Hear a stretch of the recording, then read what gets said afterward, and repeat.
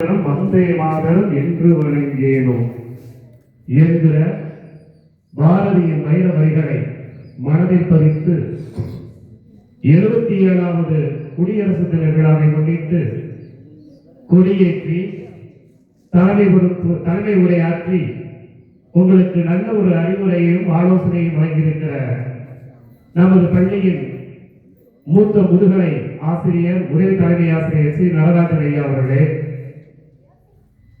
பட்டதாரி உதவி தலைமை ஆசிரியர் ஐயா ஜெயராமன் அவர்களே, இந்நிகழ்விற்கு வருகை வந்திருக்கிற அழைப்பாளர்களாக வருகை வந்திருக்கிற முசிறி ரோட்டரி சங்கத்தினை சார்ந்த தலைவர், நிர்வாகிகளே, பள்ளி மேலாண்மை குழு தலைவி அம்மையார் அவர்களே, முன்னாள் ஊராட்சி ஒன்றிய தலைவர் ஐயா ஆனந்த் அவர்களே, பெற்றோர் ஆசிரியர் கழகத்தினுடைய தலைவர் மற்றும் துணைத் தலைவர் அவர்களே, வாழ்க்கையிலே மாணவர்களை வாழ்க்கைப்படியில் ஏற்றிவிடும் ஏணிகளாய், வாழ்க்கை கடலை கடக்க உதவும் தோழிகளாய், அறிவுத்திறனை கொடுக்கிற ஞானிகளாய் ஒவ்வொரு நாளும் இவ்வளாகத்திற்கு வந்து அறிவுத்திறனை கொடுத்துக் கொண்டிருக்கிற இருபால் நல்லாசிரியர் பெருமக்களே, எனக்கு பின்னால் சிறப்புரை நல்க இருக்கிற பெரியசாமி ஐயா அவர்களே, நன்றி உரை நவில இருக்கிற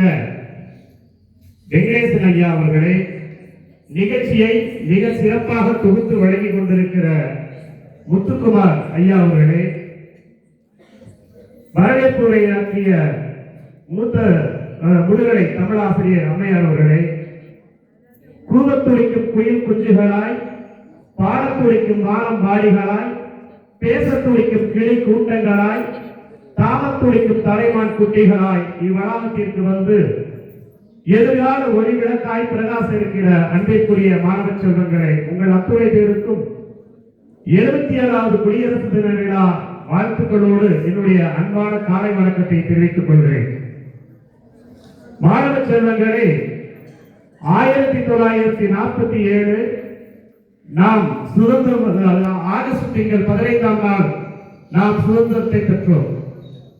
பெற்ற இந்த சுதந்திரத்தில் இருந்து நாம் கண்ட கனவுகள் எல்லாம் நினைவாக்க வேண்டும் என்றால் அதற்கு நம்மை நாம் ஆளக்கூடிய அளவிற்கு நல்ல சட்டங்களை திட்டங்களை உருவாக்கிக் கொள்ள வேண்டும்.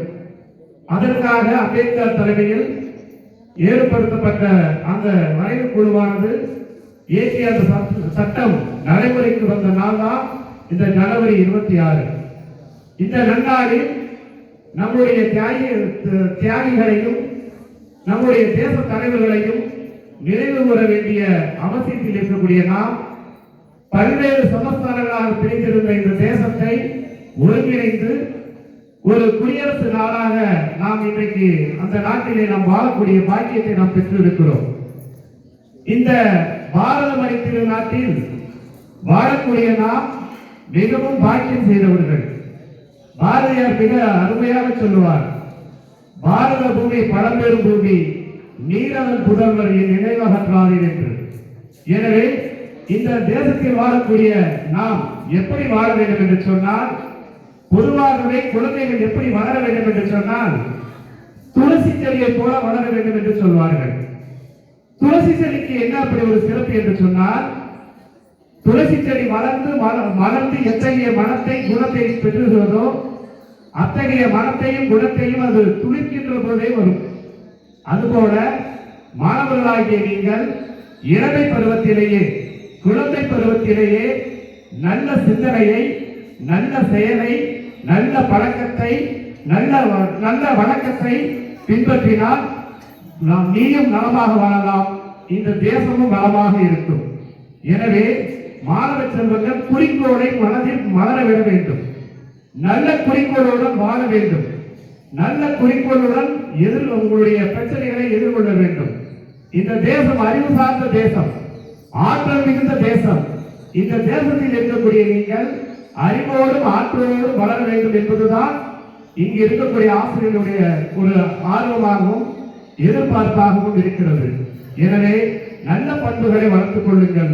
அதற்கான இடம்தான் இந்த வளாகம். மாணவ செல்வங்களே, ஏறத்தாழ 600 ஆண்டுகளுக்கு முன்பு கடலிலே பயணித்தவர்கள் எல்லாம் உணவை தேடித்தான் பயணித்தார்கள். ஒருவன் மட்டும் புதிய விடியலை தேடி புதிய பூகோளத்தை தேடி பயணித்தான். அவன்தான் கொலம்பஸ். அந்த கொலம்பஸ் உங்களுக்குள்ளும் இருக்கிறான். புதிய தேடலை உருவாக்கிக் கொள்ளுங்கள். புதிய ஆற்றலை நீங்கள் வளர்த்துக் கொள்ளுங்கள். அதற்கான இடம்தான் இந்த இடம். அதற்கான பயிற்சி கொடுக்க தரக்கூடிய கூடம் தான் இந்த பள்ளிக்கூடம் என்பதை மனதில் பதிய வையுங்கள்.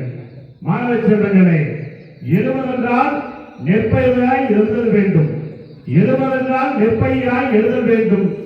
எரிவதென்றால் விளக்கை போல எரிதல் வேண்டும். அழுதல் என்றால் தேனறையாய் அழுதல் வேண்டும். அசைதல் என்றால் தென்றலை போல் அசைதல் வேண்டும். விரைவதென்றால் மேகத்தை போல் விரைதல் வேண்டும். விழுதல் என்றால் வித்துக்களாய் விழுதல் வேண்டும். தேய்வதென்றால் சஞ்சலமாய் தேய்தல் வேண்டும்.